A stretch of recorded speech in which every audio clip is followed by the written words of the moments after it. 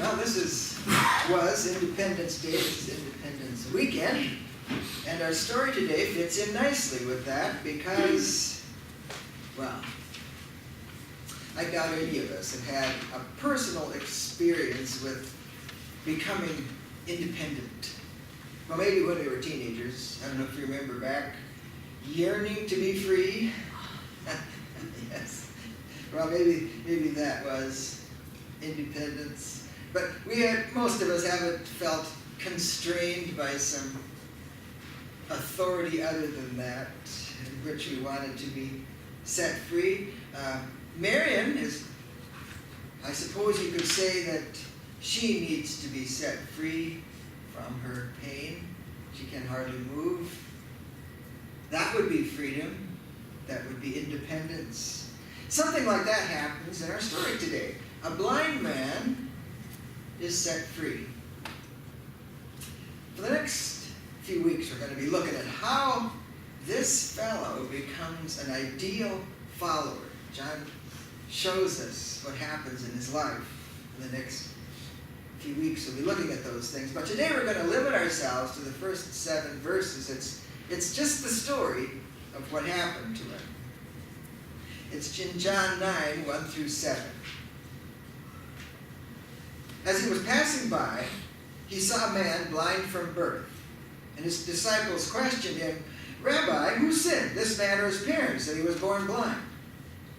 "Neither this man nor his parents sinned," Jesus answered. "This came about so that God's work might be displayed in him. We must do the works of him who sent me, and while it's day. Night is coming when no one can work. As long as I'm in the world, I am the light of the world." And after he said these things, he spit on the ground, made some mud with his saliva, and spread the mud on his face. On his eyes, I'm sorry. "Go," he told him, "wash in the pool of Siloam," which means sent. So he left, washed, and came back seeing. All right, that's the story that John told us, and it's so simple, it's like an outline. So I'm going to pump it up a little with some other information. I'd like us to get a feeling of what's going on in this story from the blind man's perspective. So I was thinking about acting it out, but my memory isn't that great anymore, so I'm not going to pretend. Although you don't have to do it blind, because by now the guy is seeing, right? Well, this is his story. Well, that morning I was sitting as usual in my place on the steps of the temple. I try to get there early during festival seasons because we beggars know there's crowds of people coming to the temple. We have our places, all of us, and everybody knows where my place is, so they don't crowd me. I've been coming here nearly all my life. What else can I do? I'm blind.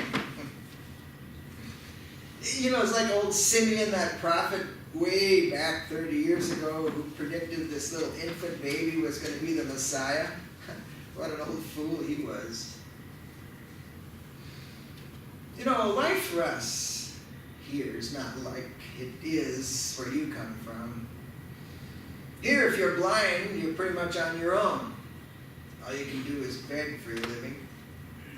The Romans, they don't give a hoot. The Greeks think we're cursed.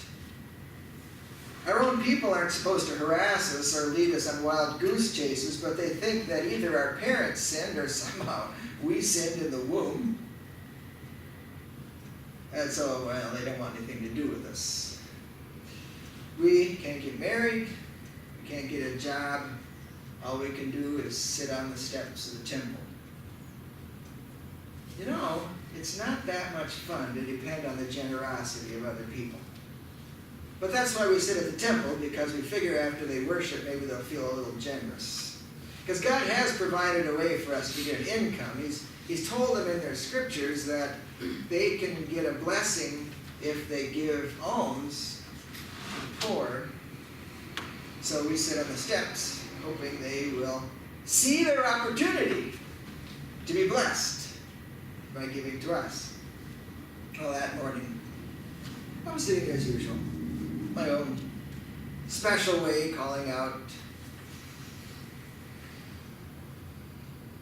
until I heard footsteps several men walked up.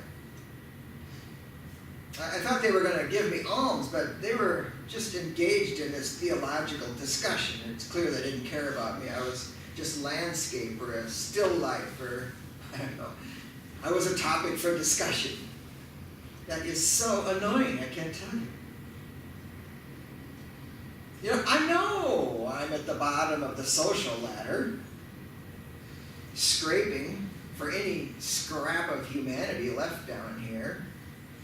But these religious rulers drive me crazy with their speculations about why I'm here. It's just silly. In this group, they came up, and one of them asked the other, "Rabbi, who sinned, this man or his parents, that this fellow was born blind?" Oh, so they knew me. Well, that's a little bit hopeful. They're not Greeks anyway. I faced them and went back to my little begging routine, when another voice closer to me replied, "Neither this man nor his parents sinned." Well, that was a nice surprise. I expected to hear that. This is a new teaching, and it was kind of nice to know that somebody thought I hadn't sinned or that my parents hadn't sinned. So, why, if I've been blind from birth, what caused it? Isn't it from sin? No, I guess not. So, but this guy kept on. He said, "This came about so that God's works might be displayed in him." Yeah, okay. Right. I've had to endure blindness my entire life so that God's works can be displayed in me when I'm old man. What kind of grace is that? What kind of blessing from God is that? It's no blessing, let me tell you. Well, I figured this guy was one of those prophets that keep popping up. They gather a few followers by spouting some kind of religious nonsense, and I don't know, there's a lot of them these days. Don't get me started. Hear about them all the time. And you know what? They don't give me squat. Well, this fake prophet, he wasn't finished. He kept talking. He said, "We must do the works of him who sent me while it's still day. Night is coming when no one can work." What does that mean? I can work. I can work night and day. It's never day for me, so I don't have a problem with night. I can work at night. They think I can't, because they can't work at night. I don't even know what day is. Day means I wake up in the morning. Sunshine means I feel warm on my skin. And now this prophet, he says he's light.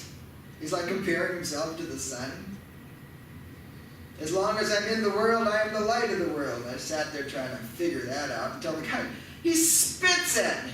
He spits on the ground right at my feet. Lunatic. Yeah, I know his opinion of me, all right. What prophet's going to spit on a blind man? And he must be just a joker making fun of me. Well, I know that God will settle this score with him, even if I can't. All right, so he starts to knead in the dirt with his spit. I could hear him down there. And then he smeared it all over my face. He's just making fun of me. Well, after making a mess on my face, which I can't clean off enough with the cloth I have and my clothes, the guy tells me to go wash. Yeah, right. Give me some water so I can wash, fool. Now he says I'm supposed to go wash in the pool of Siloam, clear across town. Yeah, how am I supposed to get there? Walk through the crowds? All the way? With mud on my face? Well, at least I wouldn't have any problem with people making way for me. You know what he's done? He's made me unclean on the Sabbath. And he broke the Sabbath himself. The Pharisees say you're not supposed to spit in the dirt because you're moving the dirt and you're making it work, right? And you're not supposed to knead the clay, and so he was down there kneading the clay, so he's breaking the Sabbath. The guy doesn't seem to care about anything. What a prophet. Well, I don't know why I did what he said, but I did. I guess I thought it couldn't hurt. I remembered Naaman, you know Naaman. The prophet had told him to go wash in the Jordan River and he'd be healed of his leprosy. So Naaman did it. Well, I thought, well, what could it hurt? What can I lose? So I got to get some water to wash this off anyway, so I went there. Went through the crowd. You know, some of them helped me. There's not everybody who was making fun of blind men. Some of them helped me. And I could kind of recognize the smells and the calls of the vendors, so I made my way over all right. I was familiar with it. And I found this pool. You know, this pool is where the women go to draw their water. It's where the priests go during the Feast of Tabernacles. It just finished. We just finished this feast. And that's one of the things they do. They go to the pool of Siloam and every day and get water for some religious libations in the temple. It's the same pool. It's the name of the pool is Sent. And I guess I was sent to Sent. Kind of funny. Now, there's another funny thing about this. Why is that pool called Sent? You remember the king Hezekiah? He was apparently way back in the day.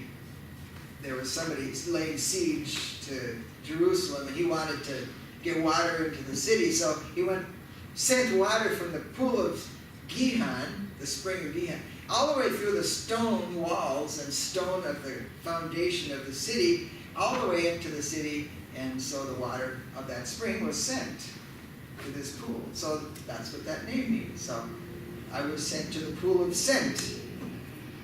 Well, I got there.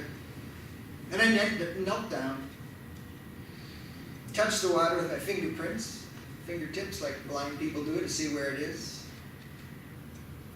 And I cupped my hands like this, threw the water on my face, scrubbed off the mud.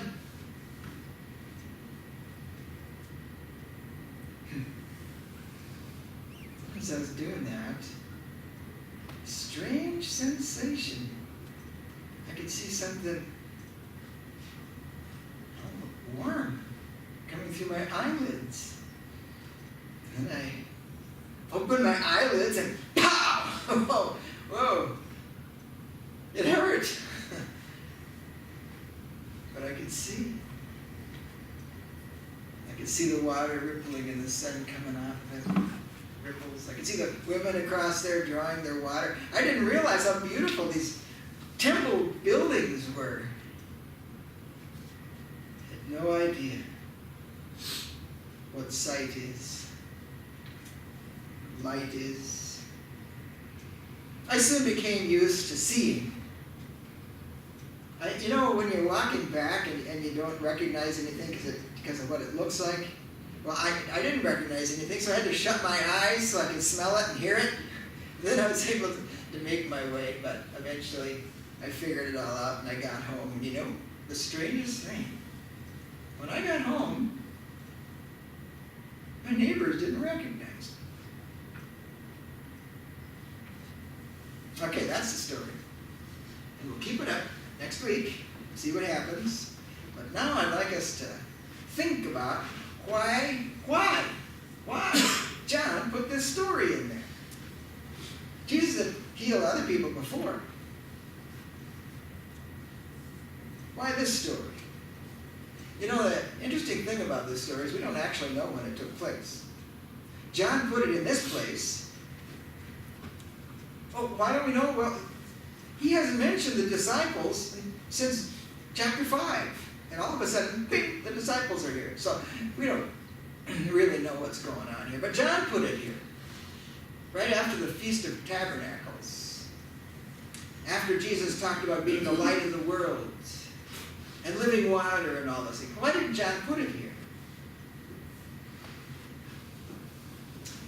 Well, it's because of that light of the world claim that Jesus made. This is an illustration of what Jesus has been teaching in the previous chapter, chapter 8. And if you want to find out what that was all about, you can see in the bulletin where you can find out all the previous sermons in John. We're working our way through the book. What does John want us to see in this story? We'll learn some of it today and some more in the coming weeks.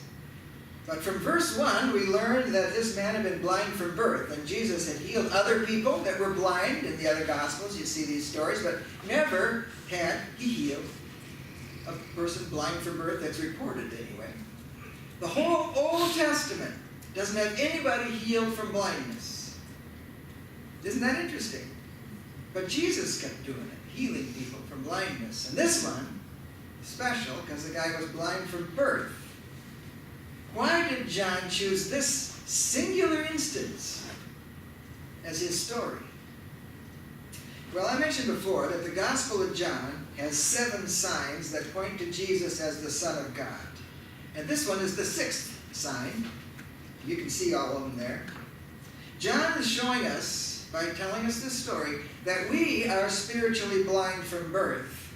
We cannot know God unless God reveals himself to us, because we have all kinds of other notions about him, all kind of made-up things. We don't really know what he's like. We're blind from birth spiritually. Like Paul said in 2 Corinthians 4:4, the God of this age has blinded the minds of unbelievers so they cannot see the light of the gospel of glory of Christ, who is the image of God. Okay, so by reporting this story, John shows us that Jesus cared about that man's spirit as well as his body. Jesus intends not only to heal his body, but to give him life. That's why John is showing us this story. Jesus reveals that he is the Son of God to this blind man. The blind man doesn't know that yet. He doesn't know who healed him, because he didn't see him. He only heard his voice. But John wants us to ask, how will this blind man respond to this? And then he's going to tell us. In verse 2, we see how calloused normal people were for people who are disabled and ill among them. You see this a lot, even today. And sometimes in our country, we don't actually see a whole lot of disabled folks and people who are ill, because we generally stick them away into institutions, or sometimes we try to give them housing like Joanne's company does. And you see people in wheelchairs rolling around town. But even they have trouble. Some neighborhoods say we don't want to have those people here in our neighborhood. It's not so much different, I guess. People are calloused. They don't care. Well, these disciples, too, they'd grown used to these beggars on the temple steps. You know how when you see the same thing over and over and over again, it kind of becomes like wallpaper? You don't really see it anymore? That's kind of what was happening here. They were used to seeing these people sitting on the steps begging. But Jesus notices this man. You notice in the story, Jesus is the one who noticed him, and then they ask the question. So, the disciples didn't know what to make of this. Jesus noticed this guy. So all they could think of was to ask this old question that had been asked for millennia. What sin caused this suffering? Was it his parents or him? That's what the religious leaders taught. That his parents sinned, or somehow before he was born he sinned. I love it. Jesus doesn't even address it. He just dismisses it as foolishness. He just says it's not a result of sinful behavior. It's an opportunity to show the glory of God. Don't you love that? What another way to look at it. It's an opportunity to show forth the glory of God. And when we get in trouble, and we hurt, and when we have something happen to us, it's an opportunity to show the glory of God. It kind of transforms the whole feeling for me. So what did Jesus see in this particular beggar? So he saw an opportunity, didn't he? He's going to do an unprecedented miracle this time. Because no one had opened the eyes of a man blind from birth. What is the point of that? Jesus is going to recreate this man's eyes, display the creative power of God in a man named Jesus, standing there, right there. He is going to declare this man's Independence Day.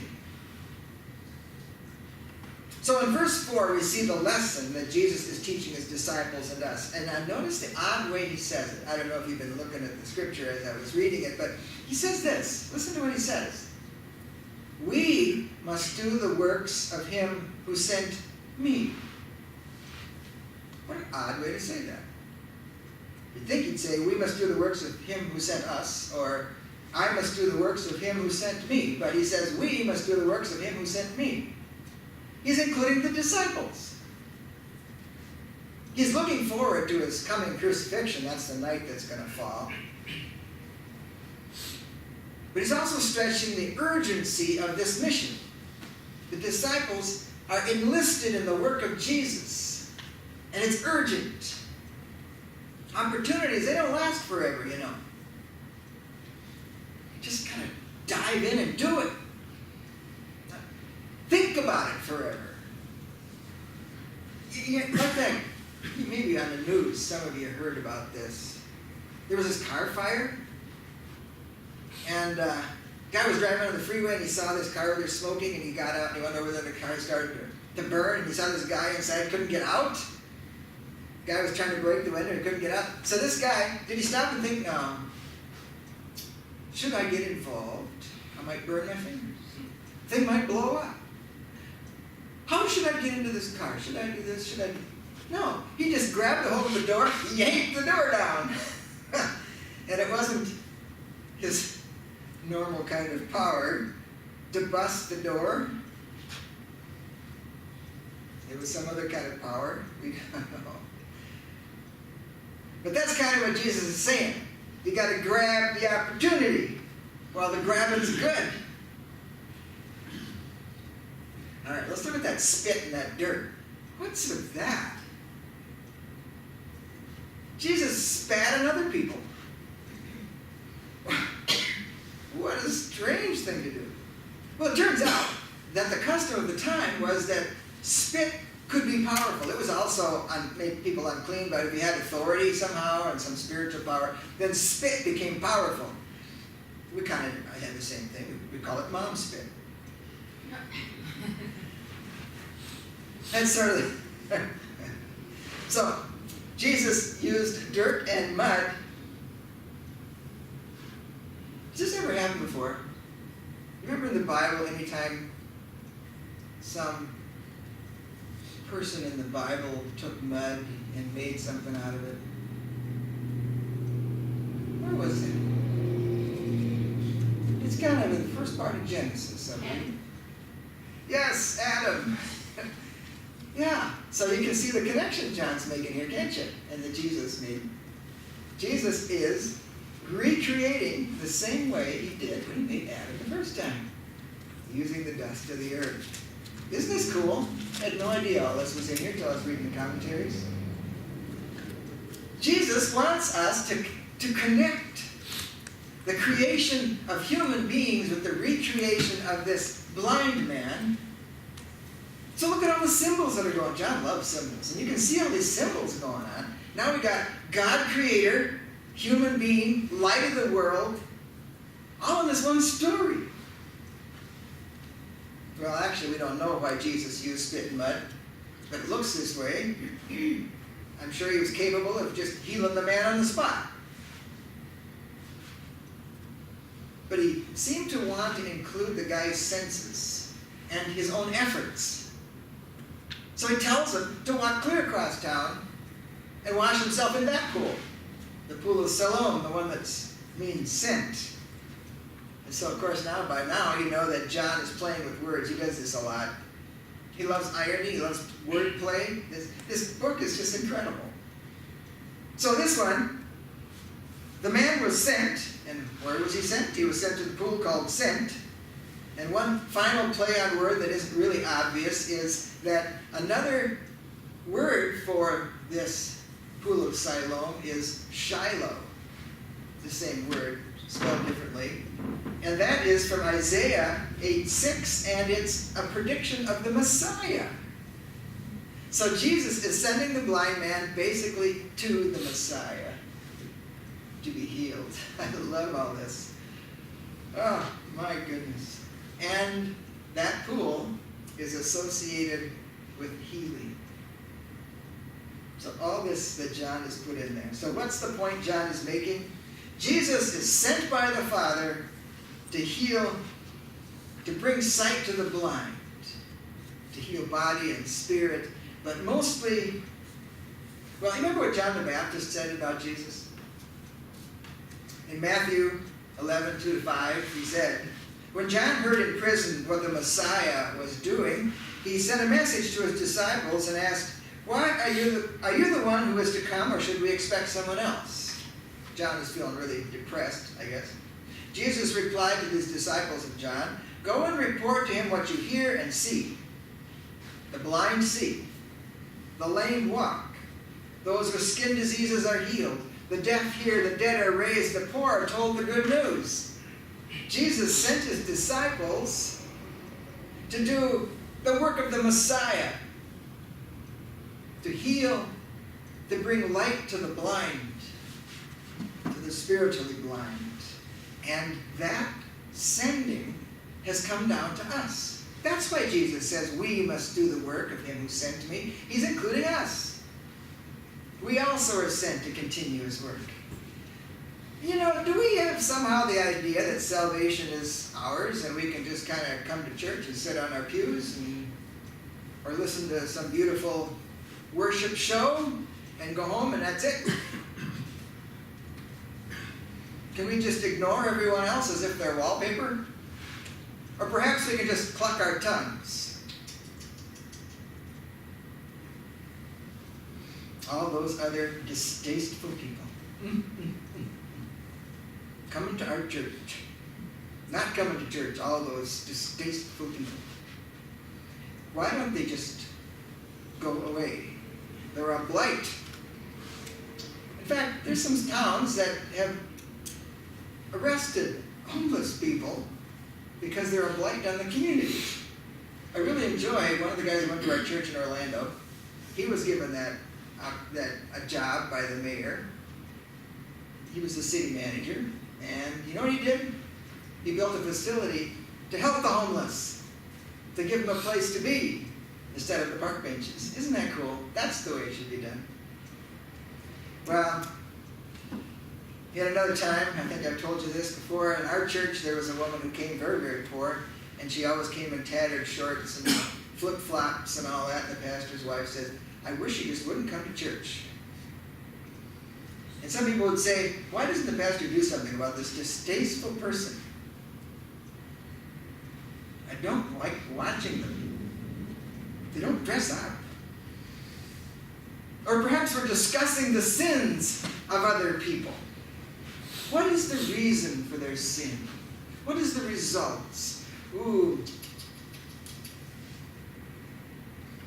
You know, when it comes right down to it, we're really not all that different from the disciples, are we? We're just human like they are. Praise God that he can work with less than perfect people. And so God sends us to reveal God. He wants us to declare people's independence. They don't even know they're confined. First of all, sometimes you have to tell them that. He sends us to bring light to the blind, to bring sight to the blind. You know that pool? I didn't heal that man. He just had to wash. That spit in that mud, that didn't heal that man. He just had to obey. He had to wash it off. Jesus didn't even tell him why he wanted him to wash. He just told him to go wash. He just had to obey. with some small faith and probably a big desire to get that mud off his face, he went. Did as Jesus told him. And when that water touched his face, he was released. Power of God, the grace of God flooded him and he could see. And if you have ever, a lot of us grew up kind of Christian and accepted Christ when we were like 6 or something. And so you never had this big eye-opening transformation. But people who accept Christ when they're older, they know what this means. Bam! It's like when you fall in love. All of a sudden, this person you love looks a lot more beautiful than you did when you started. We're opening the eyes of people. We're setting them free, you see? We're not selling them Amway or something. I mean, I'm not against Amway, but you know what I'm saying. We're not salespeople. We're liberating people. God can use us too. We're just normal people. We can bring light to those who are spiritually blind. We just have to notice the opportunities. When you're talking to someone, you just say, is this an opportunity? Kind of notice them, Is this a time? And when you see the opportunity, then act, speak, now. Don't overthink it. Ask yourself, is this God's time? Do I have an opportunity to declare independence? Amen.